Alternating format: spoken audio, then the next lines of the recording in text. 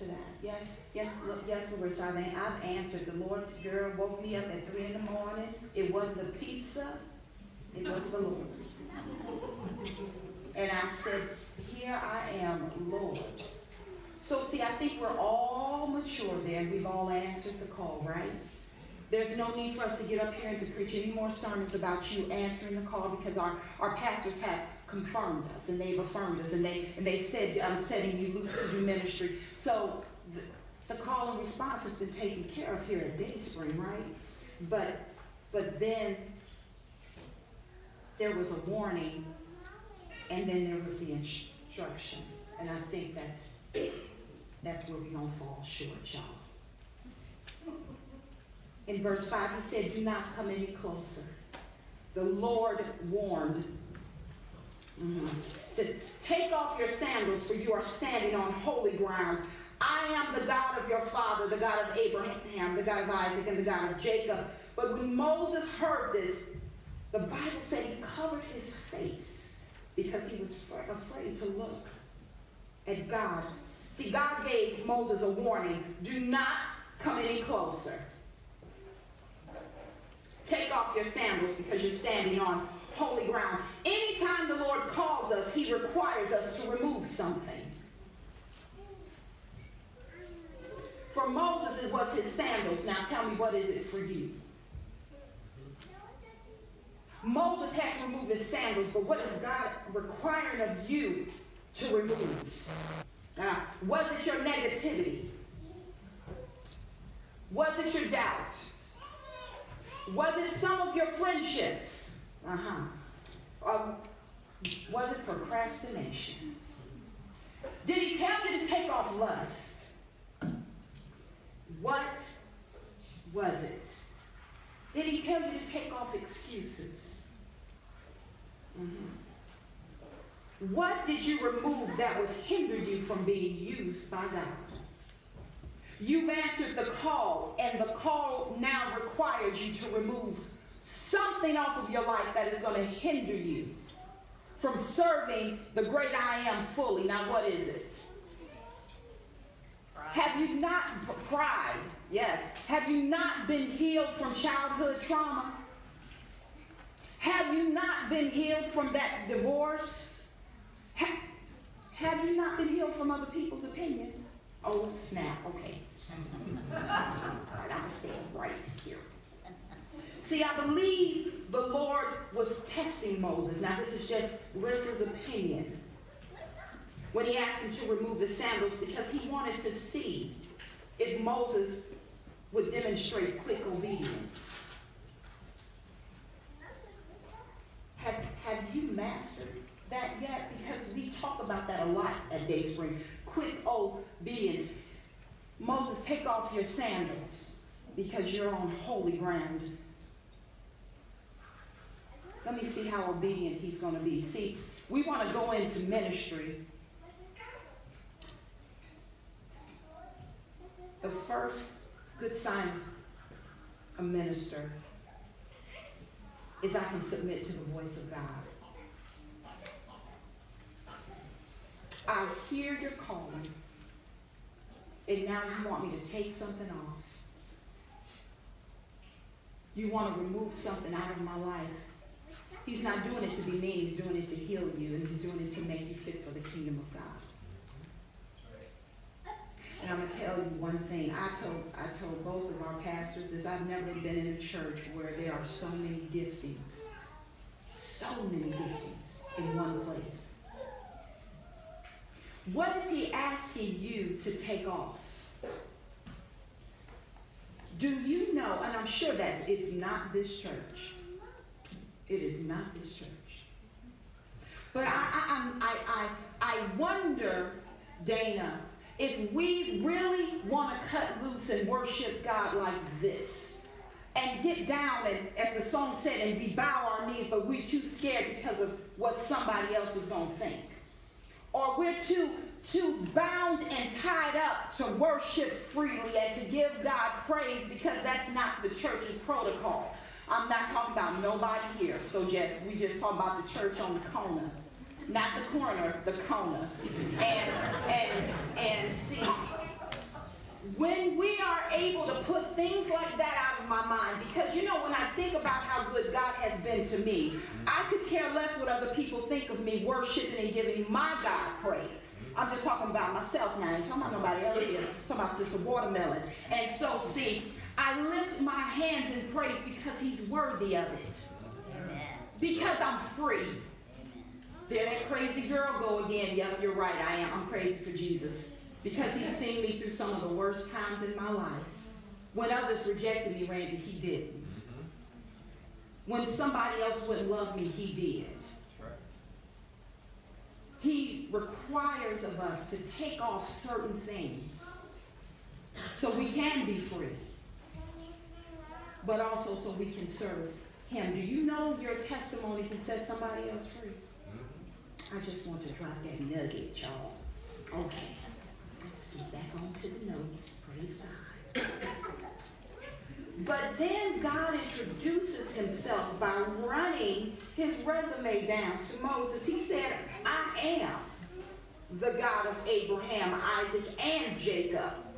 But look what happened. The Bible said when Moses heard this, he covered his face because he was afraid to look at God. See, Moses heard, it said. He heard this. When you have an encounter with God, you know his voice because you're listening with a different ear. Your spirit is tuned in to a different frequency. When the Lord speaks to you, the weight of his words weigh down on you. It humbles you to hear his face. Moses demonstrated that because he covered his face. He realized that God wasn't the bush. God wasn't the bush. He was the fire that consumed the bush. Give me a minute, because that was good, like Sunday morning breakfast. Give me a second. Okay, I'm back. He was the fire that consumed the bush. So Rick prayed about fire. So why is fire connected to God? God is first identified as a consuming fire in Deuteronomy 4:24 and 9:3. The writer of Hebrews reiterates, warning the Hebrews to worship God with reverence and awe, for our God is a consuming fire. There is nothing mysterious about the Hebrew and the Greek words translated consuming fire. They mean exactly that, a fire that utterly consumes or destroys. How then can a loving and a merciful God also be a consuming fire that utterly destroys? Well, I'm glad you asked the sister. In both Deuteronomy passage in which God is called a consuming fire, Moses is speaking first to warn the Israelites against idolatry. Deuteronomy 4:23 through 25. Because God is a jealous God and will not share his glory with worthless idols. Idolatry provokes him to a righteous anger, which is justified when his holiness is disrespected. In Deuteronomy 9:3, Moses again refers to God as a consuming or a devouring fire who would go ahead of the Israelites into the promised land, destroying and subduing their enemies before them. And here again we see God's wrath against those who oppose him, depicted as fire that utterly consumes and destroys anything in his path. So let me tell you, in other words, he will burn out anything in you that disrespects him. And he will be that fire that goes ahead of you and light the path that you are ordained to walk. So be careful when you ask for the fire. Be careful when you tell somebody, well, I just want you to pray the fire of God on me, girl, because I just need the fire. Because that's when all heck breaks loose. That's when you really start getting uncomfortable. That's when you really start discovering the call on your life. Because everything that was comfortable and familiar goes away. So see, you in the right company. Because everybody is uncomfortable at first. But the fire is burning out everything in you that disrespects and doesn't look like him. Send your fire, Lord. You're asking to be purified. You're asking to be purged. You're asking to be cleansed. He'll remove anything in your life that is taking precedence over him. For some of us, it's television shows. For some of us, it's social media. Oh, come on, let's keep it real. For some of us, it's our job. For some of us, it's family members. What is it for you? It could be minute. I have not looked at TV like I used to in so long. It's crazy. And I'm going to just keep it real. Let me confess my sin before the church. I used to watch like Real Housewives of Atlanta. Yes, I did. Try to forgive me.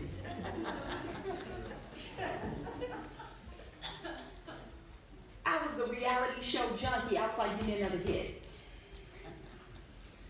But I remember when I went to turn on the television, the Lord said, don't turn that TV on. I said, who is he talking to? You got to be talking to somebody else because you are not talking. You're talking to the cat.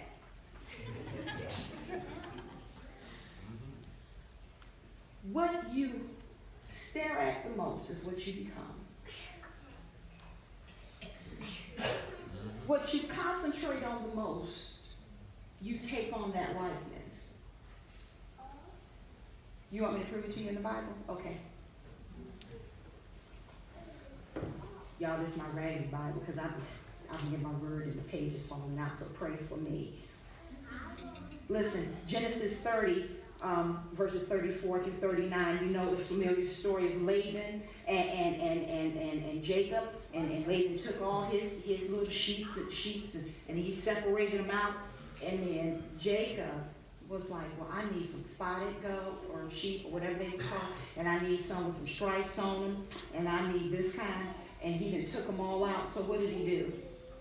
He took a branch off of the almond tree, and he took stripes of bark off of them, so there were white streaks in it. And he put it at the watering trough. So every time the sheep go to drink water and to mate, that's what they saw. And so when it was time for the little sheep to be born, they came out with the white stripes on them. He needed some with the black stripes on them. So he took all the herd and faced them towards Laban's little sheep that had the black stripes on them. And that's where he fed them. And he was looking at them every time. Time for mating season, what happened? They all came out with the black stripe on them. And he needed some with the spotted, so he put a spotted pole right where they feed. And he was eating and they started mating, and all the little sheep came out with spots on them. Why they come out? Because what you stare at the most is what you become. Now, I don't want y'all putting no spots on, because we don't need nobody in here talking about I got leprosy. Stop it. Read your Bible. What you concentrate on the most and what you look at the most is who you become. When he warns you, take heed to it and be very quick to obey. And stop asking for the fire unless you're really ready for it. Be careful when you ask for the fire. I'm almost done. I'm on point number 4. See, we moving. Point number 4 is something we all do. We have excuses, Melissa. Excuses. Now I might look at you because I don't want nobody else to be love me. Then the Lord told him, I have certainly seen the oppression of my people in Egypt, and I've heard their cries of distress because of their harsh slave drivers. And yes, I'm aware of their suffering. I've come down to rescue them from the power of the Egyptians and lead them out of Egypt into their own fertile and spacious land. And go into verse 11. But Moses protested, who am I to appear before Pharaoh? Who am I to lead the people of Israel out of Egypt? And then God answered, I'll be with you. See, this is self-explanatory. See, to protest means to complain or to object strongly. wow, God, that's a powerful mission you've called me to, but I'm not qualified because I didn't go to seminary or I didn't go to college. I can't speak well in front of people. Oh, or people in church don't like me. They remember me for my past. This is what you call excuses. The answer to your excuse is this, and God answered, I will be with you. It no longer matters what happened in your past.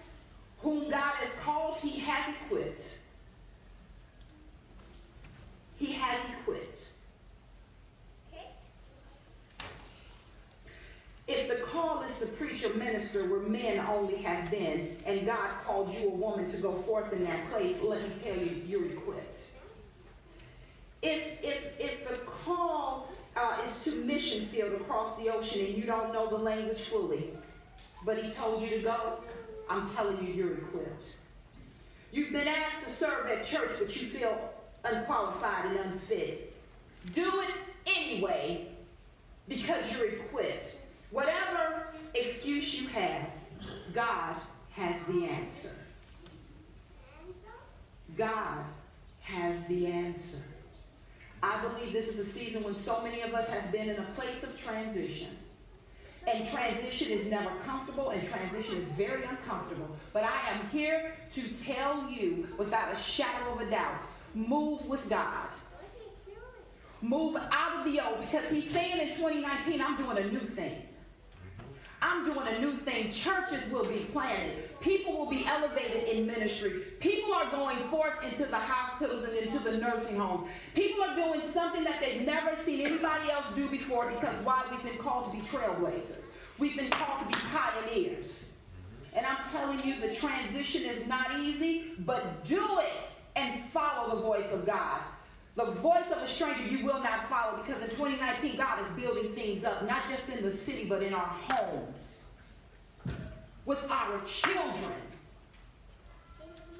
and within this church.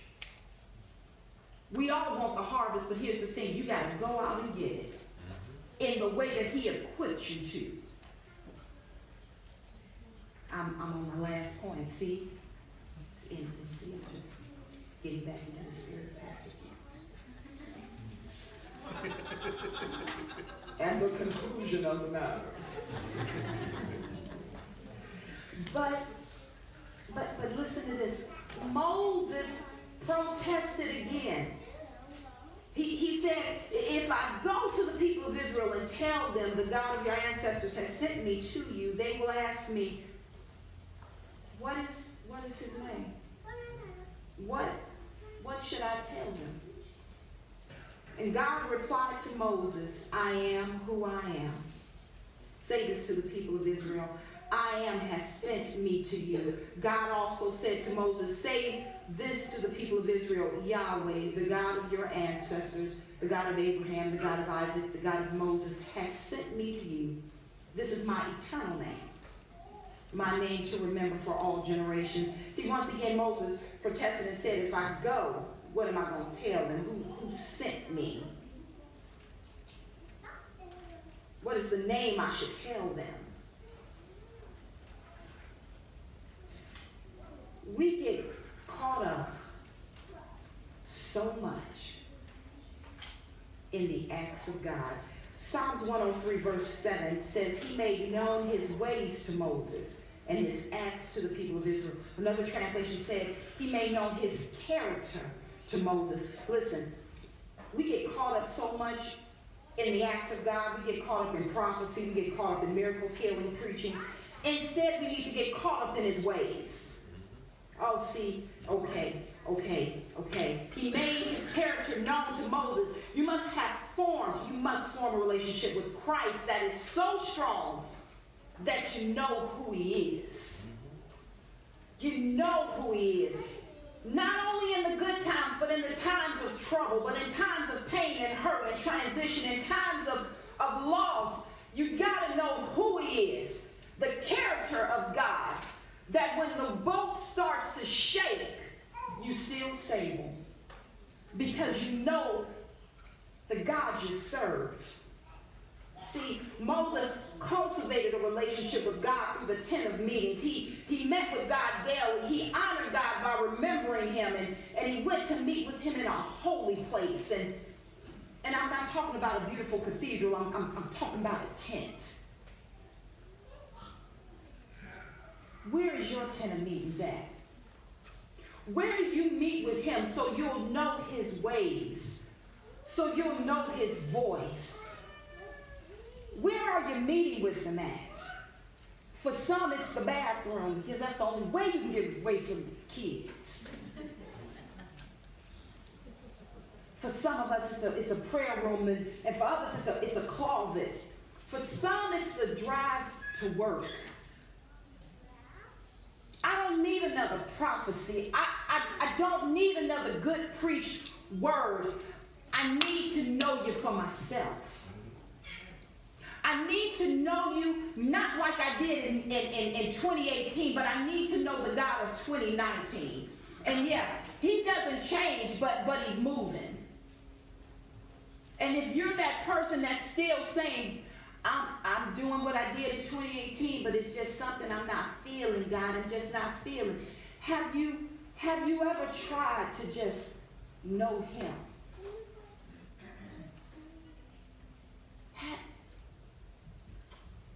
Have you stopped calling people on the phone saying, I need a word? Can you pray for me?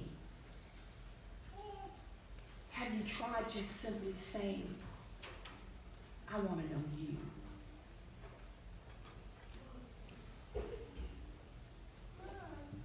He told Moses that this is his eternal name, my name to remember for all generations. He gave him instructions again. Say this to the people. This is my eternal name, my name to remember for all generations. See, your assignment is not just about you. It's for the generations that come after you. It's for your children and your children's children and their children. The work you do for the kingdom will be an altar, a monument of remembrance of the Lord. See, it's time to move forward in your mission and in your call. And it's time for you to know that I am is sending you forth. I'm going to ask the praise team to come back up. And I'm telling you, I'm not going to tarry long, because, you know, we serve a faithful God. We serve a faithful God. And I'm going to ask if Pastor Ken stand on my left and Melissa on the right. And I'm going to ask if you can just dim the lights down. Because today, I'm here to let you know that I am has sent you and is sending you forth. And that we're done with our excuses. And we're done, if you can stand on that side, Melissa. And we're done with protesting God and strongly objecting. I'm not qualified, or I don't have the time to do it. I'm calling this altar call for those of you that are saying to yourself, yeah, I'm not afraid anymore. I want the fire. Because I want others to be drawn to the light of Christ. I want everything that's not of God in me burnt out. So I know it's not for everybody, because we're not in the same place. And I'm not going to tarry. But what I'm going to do is I'm going to say, if you're ready for the I am to send you forward. If you're ready to say, yeah, I got some past hurts, and they even range from my childhood, and I don't want to be shamed anymore. This altar call is for you. Because we serve a faithful God. And I'm tired of being stuck, man. I'm tired of coming to church, hearing a good word, but my life is not changing. If that's you, I'm going to just simply ask you to stand where you are. I'm going to ask you to stand where you are. I don't care if you're who you are. Stand where you are. I'm going to ask them to sing. God bless you. God bless you. God bless you. God bless you. Bless you. Pick somebody. Come and pray. Just come on up, and we're going to pray. We're going to that I am that I am has sent you for. Come on.